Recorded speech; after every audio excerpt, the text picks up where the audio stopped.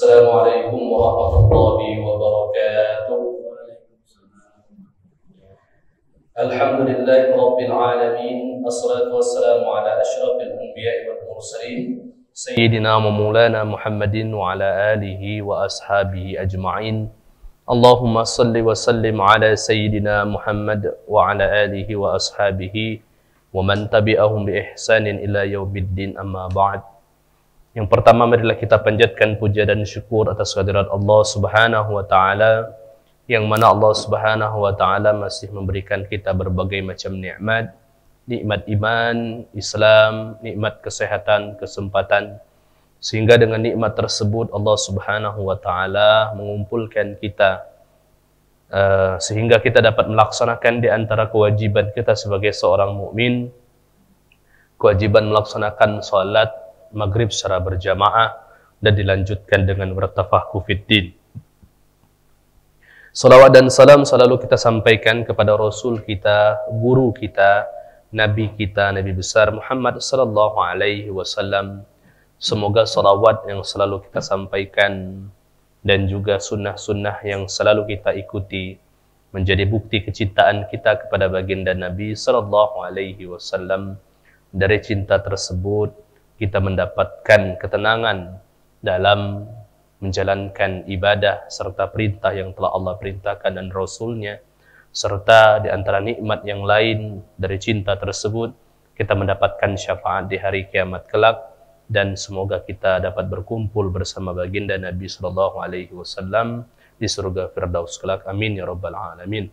Bapak-bapak, ibu-ibu yang dirahmati Allah Subhanahu wa taala, untuk keberkahan pengajian kita pada malam hari ini, marilah kita buka sama-sama dengan melafazkan lafaz al-basmalah. Bismillahirrahmanirrahim. Bapak, ibu-ibu yang dirahmati Allah Subhanahu wa taala, insyaallah sebagaimana janji kami pada minggu sebelumnya, pada pertemuan kali ini insyaallah kita akan membahas tentang salat dalam keadaan musafir ataupun salat dalam keadaan perjalanan. Aslinya sudah kami tulis, mungkin agak insyaallah Ustadz Mukarram nyusul bawa tulisan setidaknya membantu baca-baca sedikit tentang pembahasan salat musafir ataupun salat dalam keadaan perjalanan. Bapak-bapak, ibu-ibu yang dirahmati Allah Subhanahu wa taala, jadi Pak Bu, ketika Allah Subhanahu wa taala menurunkan sebuah perintah untuk melaksanakan sebuah ibadah, baik itu ibadah salat, ibadah puasa, ibadah zakat, ibadah haji, serta ibadah-ibadah yang lainnya, maka ibadah tersebut tidak lain dan tidak bukan bentuk dari perintah dan juga ketaatan kita kepada Allah Subhanahu wa taala. Namun pada sebuah keadaan ataupun pada momen tertentu kita sulit dalam menjalankan ibadah tersebut dikarenakan ada hal ataupun sebab musabab yang menjadikan kita mungkin sulit dalam menjalankan ataupun menunaikan perintah tersebut. Maka Allah Subhanahu wa taala berfirman di dalam surat Al-Hajj ayat 78, "Wa ma ja'ala 'alaikum fid-dini min haraj." Tidaklah Allah Subhanahu wa taala ketika menurunkan sebuah perintah untuk melaksanakan ibadah, maka tidak ada haraj ataupun kesulitan di dalam perintah tersebut. Yang bermakna bahwasanya Allah Subhanahu wa taala ketika menurunkan perintah tersebut pasti ada solusi, pasti ada jalan keluar, pasti ada cara yang lain agar seorang itu mampu untuk melaksanakan perintah tersebut. Sebagaimana Allah Subhanahu wa taala ketika menurunkan contoh, memerintahkan untuk salat, Allah permudah dengan istilah salat yang insya Allah akan kita pelajari dengan qasar dan jamak. Ketika kita diperintahkan untuk berpuasa, kita juga dibolehkan untuk membatalkan puasa ketika dalam keadaan perjalanan ataupun sakit di hari-hari yang lain. Dan begitu juga di dalam syariat-syariat yang lainnya. Maka pada hari ini insya Allah kita akan membahas di antara kemudahan yang Allah Subhanahu wa taala berikan itu kepada kita sebagai bentuk sayang, kasih dan rahmatnya Allah Subhanahu wa taala, walaupun berbeda dari ketentuan awal dalam pelaksanaannya, namun kemudahan ataupun rukhsah yang Allah berikan tersebut merupakan bagian rahmat dan bagian dari apa yang sudah kita yakini dalam syariat, dan semua yang kita laksanakan tersebut insyaallah diterima di sisi Allah Subhanahu wa taala. Maka Bapak-bapak, Ibu-ibu yang dirahmati Allah Subhanahu wa taala, ketika berbicara tentang ibadah salat yang mana dilaksanakan di dalam perjalanan yang mungkin bisa menyulitkan seseorang untuk melaksanakan atau sulitnya seorang untuk melaksanakan salat tersebut di dalam perjalanan, maka syariat sudah memberikan di antara dua kemudahan di dalam menjalankan salat tersebut. Yang pertama, ikhtisaru fi kamiyatir rakaat. Allah Subhanahu wa taala memberikan kemudahan dengan cara memendekkan jumlah rakaat di dalam salat. 4 rakaat Allah mudahkan, Allah bantu untuk pendekkan menjadi 2 rakaat. Salat zuhur 2 rakaat, 4 rakaat menjadi 2 rakaat. Asar juga, kemudian isya juga. Tapi kalau maghrib tidak dikasih. Kalau 3 dipendekkan, seperti yang tadi 4 menjadi 2, salatnya jadi 1,5.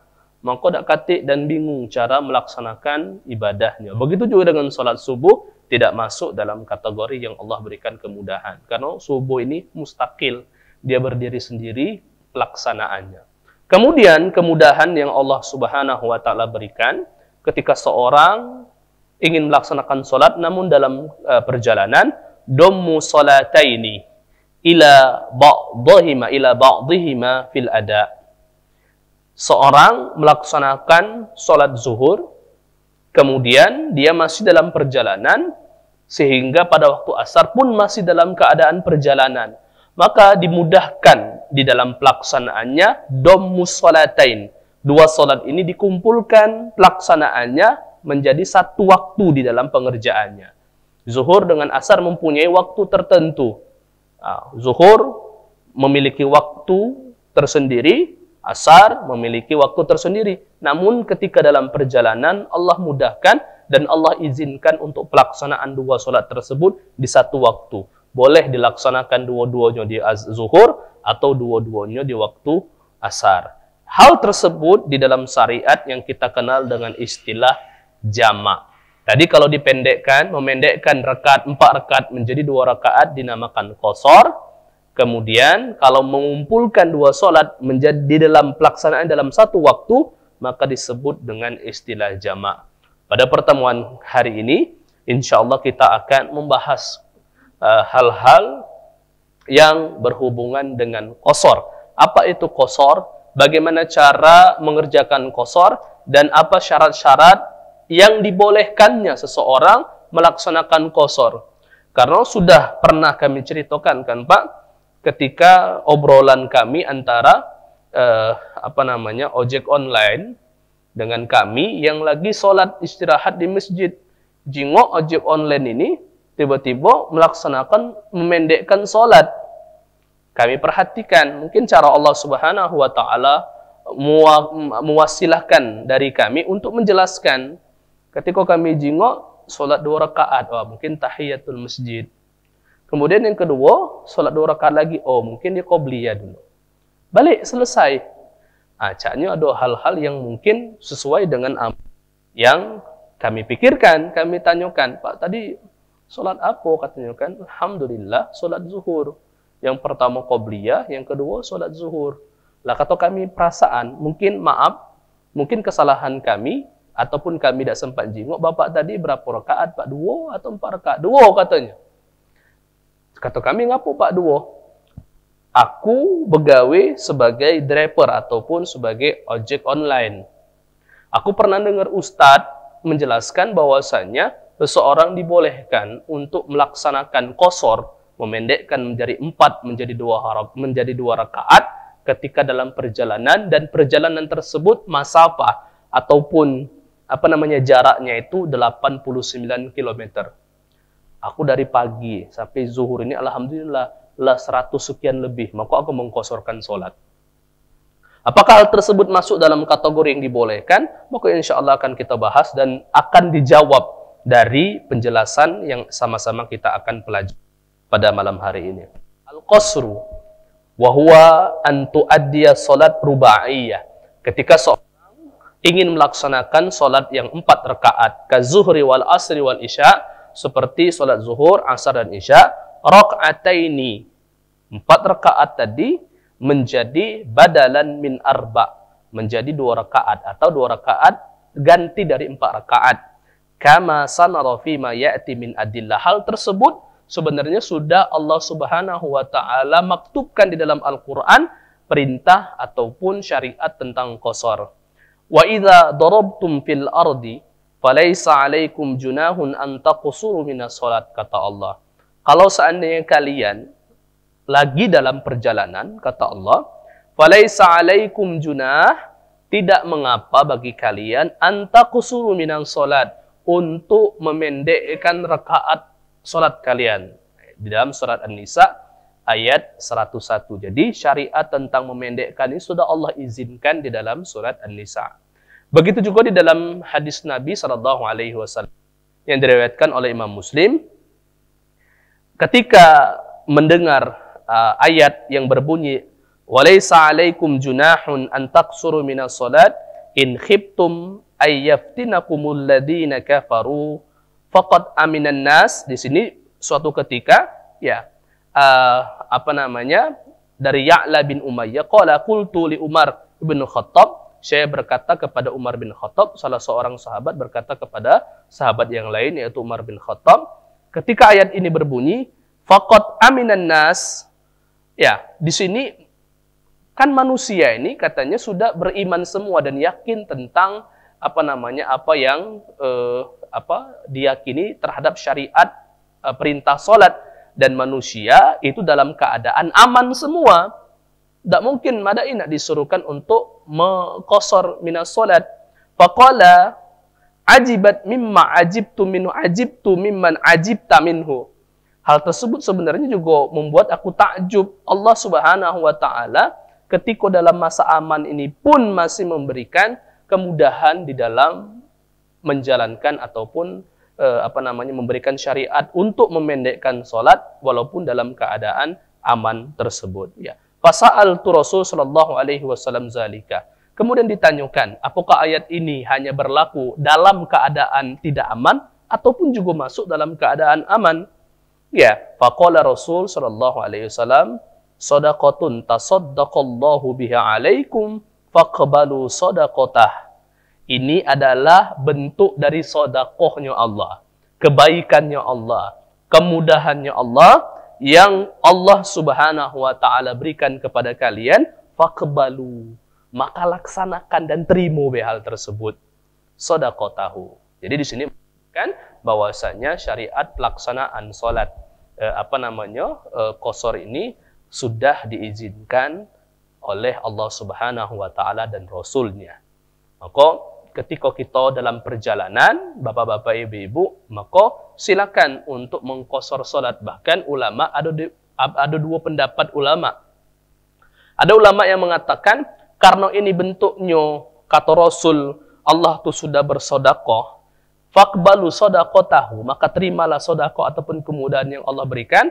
Ulama berpendapat yang pertama, walaupun kita mampu di dalam melaksanakan solat itu 4 rakaat, tetapi kita di dalam perjalanan tetap laksanakan 2 rakaat, karena ini adalah sedekah yang Allah berikan. Tapi ulama yang lain menjelaskan bahwasanya tujuan dari diturunkannya syariat ini kan sebagai bentuk dari kemudahan. Ketika kita bentuk dari ketika kita kesulitan, Allah berikan kemudahan. Ketika kesulitan tersebut tidak ada, maka lebih baik melaksanakan sesuai dengan apa yang telah Allah turunkan di awal 4 rakaat. Jadi ulama ada yang mengatakan sanggup tak sanggup kita, senang ataupun susahnya kita, tetap ambil 2 rakaat ini ataupun qasar ini. Ada yang mengatakan kalau seandainya lapang, maka lebih baik jangan usah diambil qasarnya ini. Itu pendapat ulama ya, untuk melaksanakan qashar. Kemudian syarat, apakah seluruh perjalanan termasuk apa yang dilakukan oleh driver ojek tadi itu termasuk qashar yang dibolehkan untuk melakukan qashar, memendekkan 4 rakaat menjadi 2 rakaat. Maka ulama memberikan syarat yang dibolehkannya untuk pelaksanaan qashar. Yang pertama, anta ta'allaqa bi zimmatihi fis safar wa yu'addiha aidan fis safar. Qashar itu, Pak, baru aktif bahasa kita, baru bisa dilaksanakan ketika seseorang sudah masuk dalam keadaan safar. Kita baru nak safar jam 11, jam 12, aku nak qashar salat, sedangkan posisi kita masih di rumah, maka tidak berlaku ataupun belum aktif ataupun belum dibolehkan seorang untuk melaksanakan qashar. Fa kharaja bihadza syartu shalatul lati dakhala waqtaha qabla ayyusafir. Ketika dia belum melaksanakan safar, maka belum boleh dia melaksanakan qashar. Banyak Pak di antara kita ini yang baru berniat qashar, belum melaksanakan perjalanan, dialah qashar duluan. Belum boleh. Ya. Summa safara qabla ayyusalliha fala yajuzu ayyusalliha qashar, maka tidak boleh. Wa kharaja ailan salatul lati dakhala waqtaha wa wal musafir lakinnahu lam yusalliha hatta raja ila baladihi.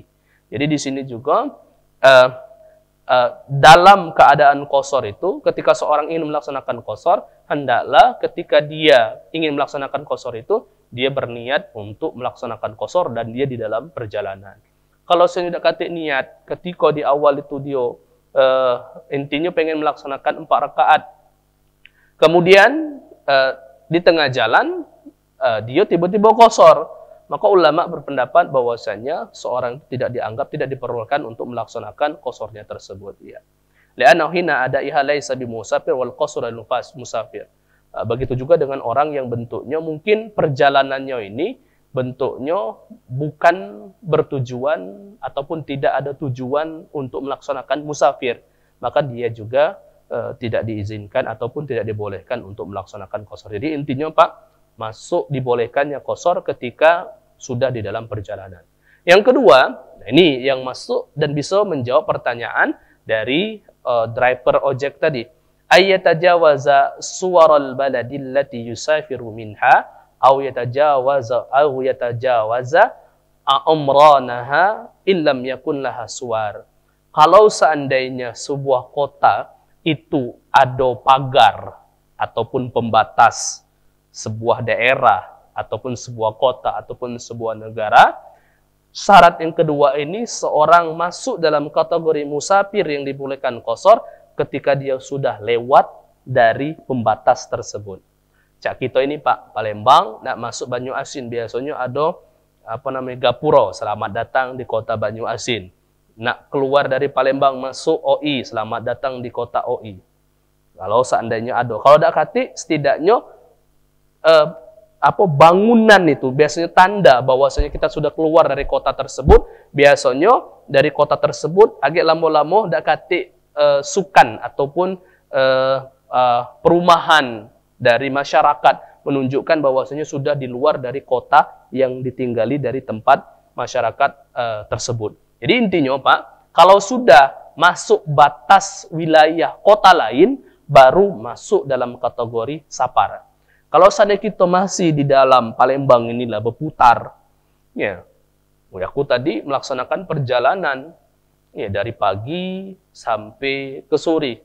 So, dari Palembang dari KLM 12 ke Kertapati 12. Wah, itu berapa ratus kilometer. Maka tetap tidak dianggap musafir dikarenakan masih di dalam pagar sebuah daerah. Syaratnya adalah harus keluar nian. Mana kalau seandainya ojek itu ataupun driver itu keluar kota Palembang nian, berarti dibolehkan dia untuk melakukan qashar salat, memendekkan salat, boleh dengan syarat yang ketiga. Apa itu syarat yang ketiga? Masafah ataupun jarak. Jarak melaksanakan perjalanan itu juga ada waktunya. Dia tinggal di kilometer 12. Kami Pak tinggal di kilometer 12. Dekat kilometer 12 itu ada tugu di dekat terminal itu, selamat datang di Banyuasin. Dalam artian ketika kami keluarlah masuk, dan terpenuhi syarat pertama musafir, syarat kedua keluar dari kota tempat kami tinggal. Rupanya kami cuman ke daerah Sembawa sinilah, bahasa itu mudik. Rupanya ada syarat ketiga, yaitu masa apa, jaraknya. Terpenuhi atau tidak? Jaraknya berapa? Dalam mazhab Syafi'i 81 km. Ada yang berpendapat 83 km. Mayoritas ulama berpendapat 89 km adalah jarak yang dianggap melaksanakan perjalanan ataupun musafir. Jadi kalau seandainya kita, Pak, dari sini mungkin Bapak ada keluarga ataupun mudik, pengen mudik kemana? Ke daerah Indralaya, dekat sini lah Indralaya. Apalagi lewat tol juga. Maka belum dikategorikan sebagai musafir, walaupun perjalanan sudah, keluar kota batas Palembang juga sudah, kemudian akan tetapi tidak terpenuhi masafah ataupun jarak 89 km. 89 km itu ibaratkan dari sini ke Prabu Mulih lah, kalau seandainya ke arah daerah lintas daerah sana.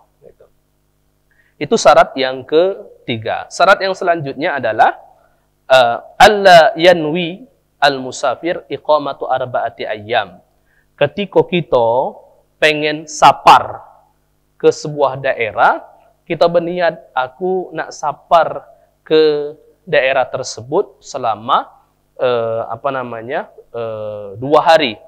Maka masih dihitung sapar tersebut dibolehkan melaksanakan qasar di dalamnya. Jadi mesti dipahami, Pak. Mungkin wong cuman memahami bahwasanya qasar ini hanya berlaku ketika dalam perjalanan. Tidak, Pak. Qasar ini berlaku ketika kita sudah sampai di daerah tersebut dalam keadaan musafir, tetap dibolehkan. Walaupun kami tidak jalan-jalan, walaupun menetap di rumah sana, tetap dibolehkan untuk melaksanakan qasar. Dibolehkan untuk melaksanakan qasar. Walaupun tidak berjalan. Rasul SAW pernah ketika beliau Fathu Mekah dan ketika beliau juga ke Tabuk, itu beliau, Pak, tempat asli beliau tinggal di Madinah, ke Mekah dan juga ke kota Tabuk itu sudah sampai, sudah menetap di sana. Tetapi dalam syariat keadaan tersebut masih dianggap safar dan dibolehkan. Bahkan Rasul SAW 18 hari pernah melaksanakan qasar, walaupun tidak berjalan kemana-mana beliau, karena masih dianggap melaksanakan safar di sana. Jadi syarat yang selanjutnya ini, kalau kita berniat lebih dari 3 hari, ataupun kita berniat 4 hari di dalam pelaksanaan safar, maka lebih dari 3 hari tersebut tidak dibolehkan untuk qasar. Tetapi sisa sebelumnya itu ataupun kurang dari 3 hari tersebut dibolehkan qasar. Aku musafir ke Lampung, tapi aku tidak tahu baliknya kapan. Ya, apakah itu 2 hari, apakah itu 3 hari, ataukah itu seminggu? Maka ulama berpendapat selama tidak ada niat berapa hari tinggal di Lampung, selama itu pula dibolehkan untuk qasar. Tapi ada maksimalnya kata ulama. Ada yang mengatakan 18 hari, ada yang mengatakan 21 hari sebagaimana yang Rasul SAW ajarkan. Jadi syarat yang selanjutnya ini, Pak Bu, mengatakan bahwasanya jangan tidak boleh qasar kalau seandainya dia berniat untuk melaksanakan musafir itu 4 hari dalam pelaksanaan atau tinggal di daerah tersebut. Kemudian syarat yang terakhir, alla yaqtadi bimukim. Alla yaqtadi bimukim. Seorang yang qasar tidak dibolehkan untuk mengikuti jamaah masyarakat yang mukim. Contoh, Bapak mudik misalnya ke daerah Lampung. Ketika mudik daerah Lampung, maka Bapak ngambil qasar. Aku nak melaksanakan qasar lah selama aku musafir ini. Nah, ketika Bapak qasar, sholatlah di masjid masyarakat yang mungkin di sana yang tidak melaksanakan qasar, maka Bapak tidak boleh mengikuti imam tersebut dalam keadaan qasar. Karena ngapa? Bisa menyebabkan sholat batal. Mereka melaksanakan sholat zuhur 4 rakaat, ketika rakaat kedua mereka tasyahud awal dan naik lagi. Kita kan qasar cuma 2 rakaat yang musafir ini. Maka ketika kita tiba-tiba mereka naik untuk melaksanakan rakaat ketiga, kita kata Assalamualaikum warahmatullahi, Assalamualaikum warahmatullahi, maka solat kita ini batal. Maka mana? Batalkan, ya. Atau jangan laksanakan qasar, laksanakan 4 rakaat kalau seandainya pengen mukim. Tetapi kalau sebaliknya boleh. Kita lagi musafir, tiba-tiba ngimam. Ada masyarakat yang mukim, yang meloi kita ngimam. Ketika kita 2 rakaat, Assalamualaikum warahmatullahi, Assalamualaikum warahmatullahi, masyarakat yang mukim tadi menyempurnakan yang kurang tadi. Kita melaksanakan qasar 2 rakaat, masyarakat yang mukim, kalau tidak boleh qasar, mereka melaksanakan rakaat ketiga dan keempat disempurnakan seperti pelaksanaan solat masbuk tadi. Jadi itulah bapak-bapak, ibu-ibu yang dirahmati Allah Subhanahu wa taala, syarat-syarat yang dibolehkannya seseorang untuk mengqasar solat. Allah memberikan kemudahan untuk memendekkan rakaat solat, namun ada syarat dan ketentuan. Kita ini kebanyakan masyarakat kita sudah Allah Subhanahu wa taala berikan kemudahan, kita tambah lagi kemudahan tersebut. Bahkan kita yang menentukan syariat dimudahkan solat tersebut. Seperti yang kami jelaskan tadi itu. Ada uang yang bentuknya belum musafir, tiba-tiba lah sudah qasar duluan. Ya, berangkat travel jemput jam 1 misalnya dia nak berangkat. Maka dia jam 12 itu solat zuhur qasar langsung 2 rakaat. Tak boleh kata ulama. Begitu juga dengan perjalanan. Banyak Pak, banyak kawan-kawan kami juga yang driver, yang travel. Itu kadang mereka bentuknya mengqasar solat, padahal masih di dalam ruang lingkup ataupun di daerah tempat mereka tinggal, dan tidak keluar. Mungkin kalau seandainya supir-supir yang antar lintas Sumatera, boleh untuk melaksanakan qasar karena terpenuhi. Nah, itulah tadi syarat-syarat di dalam pelaksanaan ibadah qasar. Untuk pembahasan solat jamak, itu mungkin akan kami jelaskan di pertemuan yang akan datang. Untuk pembahasan tentang qasar ini, Pak, hanya diperuntukkan bagi kita yang musafir. Lagi ada pembahasan tentang jamak. Kalau pembahasan tentang jamak ini dibolehkan musafir, dibolehkan ketika hujan deras, tapi ada syaratnya. Dibolehkan ketika ada bencana, sekarang lagi musim banjir dan sebagainya, dibolehkan untuk jamak. Ada juga pembahasan yang ketiga, aslinya Allah tuh memberikan 2, jamak dan qasar. Cuman ada keadaan yang dibolehkan qasar plus jamak. Kalau jamak kan 4 rakaat, 4 rakaat. Zuhur 4 rakaat. Assalamualaikum warahmatullahi, Assalamualaikum warahmatullahi. Bertegak lagi. Niatkan solat asar yang dijamak juga. 4 rakaat. Assalamualaikum warahmatullahi, Assalamualaikum warahmatullahi. Itu namanya jamak. Tapi ada namanya qasar jamak. Dia inilah memendekkan, kemudian dikumpulkannya juga. Zuhur 2 rakaat, salam. Asar 2 rakaat, salam. Yang ini yang sering banyak dilakukan oleh masyarakat, Pak. Tetapi tanpa disadari syarat dan ketentuannya tidak dijalankan. Cak mana? Apakah hal tersebut diterima? Diterima. Akan tetapi masuk dalam kategori yang lain dalam ilmu syariat. Kalau ini namanya rukhsah, Pak, kemudahan. Tapi ada istilah namanya qada. Apa itu qada? Melaksanakan sebuah ibadah di luar pada waktunya dikarenakan ada penyebab yang tidak disyariatkan. Ya, maka oleh karena itu harus kita perhatikan sama-sama tentang pembahasan jamak dan juga qasar ini. Bapak-bapak yang dirahmati oleh Allah Subhanahu wa taala, ada lagi yang ditanyakan, Pak? Dah hati?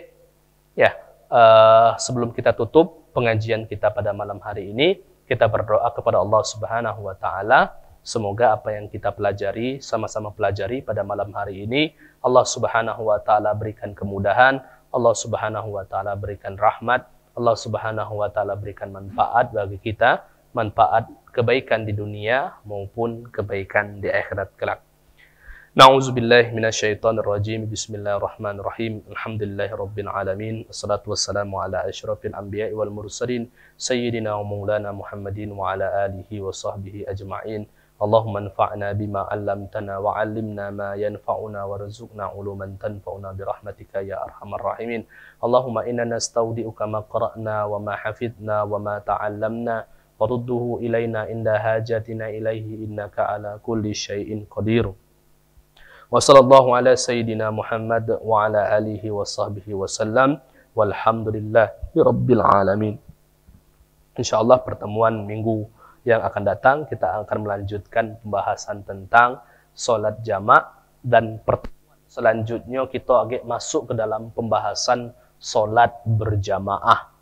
Ya, insyaallah akan kita bahas secara detail Pak di dalam isi pembahasan solat berjamaah itu, yaitu pembahasan syarat menjadi imam. Ini salah satu pembahasan yang kontroversi Pak. Mana syarat menjadi imam, syarat menjadi makmum. Makmum juga ada syaratnya. Maka oleh karena itu, kami harapkan Bapak istiqomah Pak di dalam pengajian ini. Insya Allah semua pembahasan ataupun semua permasalahan itu akan kita temukan di dalam pengajian rutin kita setiap Jumat ini. Kita tutup pengajian kita pada malam hari ini dengan melafazkan lafaz alhamdulillah, alhamdulillahirabbil alamin. Subhanakallahumma wa bihamdika asyhadu an la ilaha illa anta astaghfiruka wa atubu ilaik. Wassalamualaikum warahmatullahi wabarakatuh.